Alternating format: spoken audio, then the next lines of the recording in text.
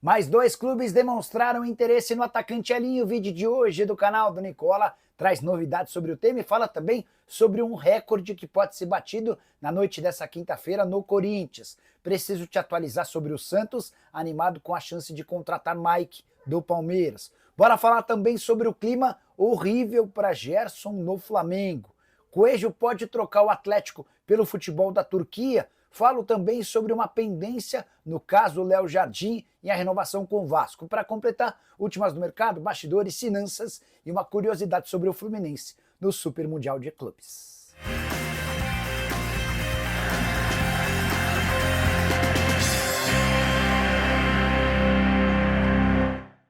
Fala aí pessoal, sou Jorge Nicola, bem-vindos a mais um vídeo do canal, sempre bom ter vocês por aqui, sem perder tempo, pedir para deixar like, se inscrever no canal e ativar as notificações. Bora começar nosso vídeo com aquele tradicional giro de notícias. Antes só contar que esse vídeo tem um oferecimento de KTO, parceira do canal do Nicola e casa de apostas que tem, por exemplo, como um de seus embaixadores, o Denilson Show. Sugestão para essa quinta-feira, vai na vitória do Cruzeiro contra o Vitória, na vitória do Grêmio ou no empate contra o Corinthians e na vitória do São Paulo ou no empate contra o Vasco. Se esses três resultados acontecerem, meus R$100 se transformam em R$316. Cotação bem boa de R$3,16 para você pegar essa dica, super simples, link no comentário fixo, clica, faz seu cadastro, preenche seus dados e automaticamente você já vai estar habilitado para fazer sua aposta. É só importante lembrar que você precisa ter pelo menos 18 anos de idade e jogar sempre com responsabilidade. Combinado? Bora começar o vídeo com aquele tradicional giro de notícias e a primeira informação vem do Boca Juniors. Ayrton Costa, zagueiro da equipe argentina, está fora da Copa do Mundo de Clubes. Tudo porque ele teve seu visto negado pelos Estados Unidos. Em 2019, ou melhor, 18, ele chegou a ser preso ao lado do irmão de mais uma outra pessoa por conta de uma invasão a uma casa. A polícia suspeita que eles fossem praticar um crime. Até por isso, ele passou a responder e em liberdade condicional, o que motivou a não liberação do visto negado pelos Estados Unidos. Já o ex-atacante do Corinthians, Jô, foi preso nessa quinta-feira em Guarulhos. Por falta de pagamento de pensão alimentícia, ele estava embarcando quando foi abordado por policiais federais. Não é a primeira vez que o Jô é preso por esse motivo. No ano passado mesmo já havia acontecido. Bora falar agora sobre a Conmebol, que anunciou a criação de um fair play financeiro nas competições do continente. A ideia é aplicar a regra de controle de gastos para que as dívidas dos clubes não cresçam. Aqueles que estiverem sem consonância com essa determinação podem até acabar excluídos das competições na América do Sul. Só para completar o giro de notícias, contar que o Napoli anunciou a contratação de Kevin De Bruyne. A grande surpresa dessa janela do craque que pertencia ao Manchester City tinha proposta astronômica da Arábia Saudita, optou por jogar no futebol italiano. E a saideira, Matheus Cunha, foi anunciado nessa quinta como novo jogador do Manchester United, operação superior a 60 milhões de euros. Bora falar agora sobre uma curiosidade envolvendo o Fluminense e a Copa do Mundo de Clubes. O Fluminense tem o jogador mais baixo, o jogador mais alto e o jogador mais velho do torneio. O mais baixo não está difícil adivinhar, Soteldo, 1,60 m de altura, suspeito até de que esse 1,60 m tem a utilização e ajuda de um tênis com uma sola um pouco mais alta, mas enfim, essa é a altura registrada pelo Fluminense em relação ao Soteldo, o mais baixo do torneio. O mais alto também é do Fluminense, Gustavo Ramalho, 2,1 m de altura. Já o mais velho, o goleiro do Fluminense, Fábio, 44 anos de idade, e apesar do RG antigo, segue pegando muito bem. Hora de falar sobre uma pendência que pode atrapalhar ainda mais as negociações do Vasco pela renovação do contrato de Léo Jardim. Já foram 4 propostas diferentes recusadas pelo goleiro. O contrato se encerra em dezembro. A partir de 1º de julho ele pode assinar um pré-contrato com qualquer outro clube. E nessa quinta-feira surgiu a notícia de que o Vasco também tem uma pendência com o empresário do atleta, o Paulo Pitombeira. O Paulo cobra um pagamento de comissão que deveria ter sido feito quando da chegada do Léo Jardim ao Vasco. Esse pagamento segue pendente e a tendência é que só exista qualquer possibilidade de prorrogação do contrato em caso de acordo também com o Paulo Pitombeira. Há 2 sextas-feiras, o Vasco chegou a fazer uma proposta de 800 mil por mês de salário para o goleiro. E a resposta foi negativa. Há quem garanta que o Léo Jardim pediu R$1,5 milhão de reais mensais, informação que não foi confirmada por ninguém do staff do jogador. Tenho contado para vocês que além da questão da grana, o Léo também está muito preocupado com a parte esportiva. Ele gostaria de atuar num clube que brigue por títulos e ele não tem visto essa possibilidade no Vasco nos próximos anos. Só para completar, Maxi Gomes, atacante uruguaio que pertence ao Defensor, também do Uruguai, foi procurado pelo Vasco, mas de acordo com a imprensa de lá, no caso o jornal É o País, ele teria recusado a proposta do Cruz Maltino para permanecer na capital uruguaia. Preciso falar agora sobre a chance de Coelho, um dos principais jogadores do Atlético Mineiro na temporada, a deixar o clube. Fenerbahçe fez proposta oficial de $8 milhões ou 44 milhões de reais. O Galo ficou de responder nos próximos dias.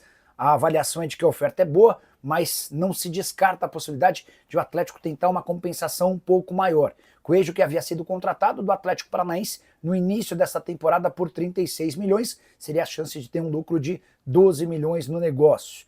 Vale a lembrança de que desde que foi contratado, o Coelho soma 26 jogos com 4 gols e 5 assistências, contrato assinado até dezembro de 2028. Quero contar para vocês que o Galo vive uma situação financeira bastante complicada, o que pode acabar facilitando a transferência de um jogador que é importante. Preciso falar agora sobre o Flamengo, o clima horroroso para Gerson. Ele já percebeu isso do lado externo durante o Aeroflá. O Flamengo embarcou na noite dessa quarta-feira rumo aos Estados Unidos e vários torcedores que foram acompanhar o embarque do time protestaram contra o Gerson, tudo porque o Gerson já comunicou que vai se mudar para o Zenit tão logo o Super Mundial de Clubes termine. Pois bem, entre dirigentes a coisa também não anda boa. José Boto, outros homens do departamento de futebol, especialmente da diretoria, não gostaram da forma como o Gerson e o pai dele conduziram a negociação. E dá para dizer que hoje o clima pro Gerson com dirigentes é dos piores. Mas, ainda assim, ele será mantido para a disputa do Super Mundial e vai ficar à disposição do técnico Felipe Luiz. Vai caber ao treinador escolher se escala ou não. José Boto, inclusive, deu uma entrevista nessa quinta-feira afirmando que ele pertence ao Flamengo, que o rubro-negro está com todas as suas contas em dia em relação ao Gerson, então não há motivo para não escalá-lo. A tendência é que o Zenit faça o pagamento da multa rescisória de 25 milhões de euros no dia seguinte ao fim da participação do Flamengo no Super Mundial de Clubes. Se dependesse do Zenit, o Gerson já estaria de mudança para lá, mas o Gerson pediu para disputar o torneio nos Estados Unidos, que começa na segunda-feira para o Flamengo, a partir das 10 da noite, contra o Esperance da Tunísia. Preciso falar agora sobre o Santos, animado com a possibilidade de contratação do lateral direito Mike, que pertence ao Palmeiras. Alexandre Matos é o grande trunfo do Peixe para que essa negociação possa avançar. Depois do torneio nos Estados Unidos, está completamente descartada a chance de o Mike abrir mão de disputar o Super Mundial de Clubes para defender o Santos. Mas no retorno do Palmeiras ao país, essa discussão vai ser retomada. O Mike já havia trabalhado com o Alexandre Matos, tanto no Palmeiras quanto no Cruzeiro, é homem de confiança do diretor de futebol do Santos e essa negociação pode avançar.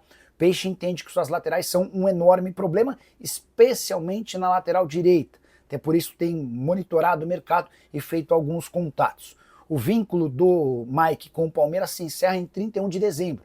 E a partir de 1º de julho ele já pode até assinar um pré-contrato, mas a intenção do Matos é fechar um acordo para que ele se mude já a partir de julho.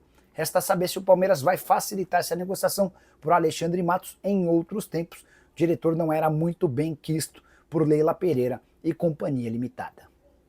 Hora de falar sobre um recorde que pode ser batido no Corinthians na noite dessa quinta-feira. O Timão faz o último jogo antes da pausa para o Super Mundial contra o Grêmio em Porto Alegre. E há a possibilidade de um jogador entrar para a história do Corinthians como o atleta mais jovem a atuar no time profissional. Trata-se de Cauê Furquim, só 16 anos de idade, atacante canhoto, muito veloz e formado nas categorias de base. Ele foi relacionado pelo técnico Dorival Júnior, especialmente diante dos problemas para o ataque, sem Memphis Depay, Yuri Alberto e companhia, existe a chance de o Cauê ganhar pelo menos alguns minutos. Se ele entrar em campo nessa noite, ele supera o Jô, tornando-se o mais jovem atleta a disputar uma partida oficial pelo Corinthians. Detalhe, ele é hoje 13 dias mais novo do que o Jô em sua primeira aparição com o time principal do Corinthians. Para quem não conhece o Cauã Furquim, jogador revelado no futsal do Timão, no Sub-15 chegou a disputar e ser convocado pela seleção brasileira da categoria e recentemente teve o seu contrato renovado com o Corinthians, vínculo estendido até 2028, multa rescisória para clubes do exterior de 50 milhões de euros. Bora fechar o vídeo para falar sobre Elinho, que virou o queridinho do mercado brasileiro. Você lembra dele, né? Jogador formado na base do São Paulo, vendido ao Red Bull Bragantino e na temporada passada transferido para o Toluca do México em operação de 13 milhões e meio de euros. Primeiro a demonstrar interesse na contratação do Elinho foi o Fluminense, que fez um contato, chegou a abrir negociações com o clube mexicano, mas desistiu do acordo e acabou fechando a compra de Soteldo junto ao Santos. No início dessa semana foi a vez de o Corinthians abrir tratativas com Juliano Bertolucci, representante do Elinho. Cheguei a contar para vocês que o Toluca não demonstrou interesse em fazer negócio nas condições oferecidas pelo Timão, empréstimo de uma temporada com opção de compra. Toluca já deixou bem claro que não empresta o jogador. O problema é que o São Paulo e o Vasco também recentemente fizeram contato com o Toluca com essa mesma intenção de um empréstimo. Por empréstimo, não há chance de acordo. O Toluca só toparia negociar o atacante brasileiro, que ainda não conseguiu explodir no futebol mexicano, um negócio em definitivo, de preferência em que o Toluca recuperasse o investimento feito na temporada passada. Aí fica difícil imaginar que o Corinthians, que o São Paulo e que o Vasco tenham capacidade para fazer uma compra na casa dos 13 milhões e meio de euros. Elinho, que enquanto vestia a camisa do Red Bull Bragantino, era muito bom jogador, o principal atleta do clube ao lado do Léo Ortiz. O Ortiz foi vendido para o Flamengo, o Elinho foi negociado com o Toluca e a partir dessas saídas o Red Bull teve um desempenho terrível no Campeonato Brasileiro do ano passado, correndo enorme risco de rebaixamento.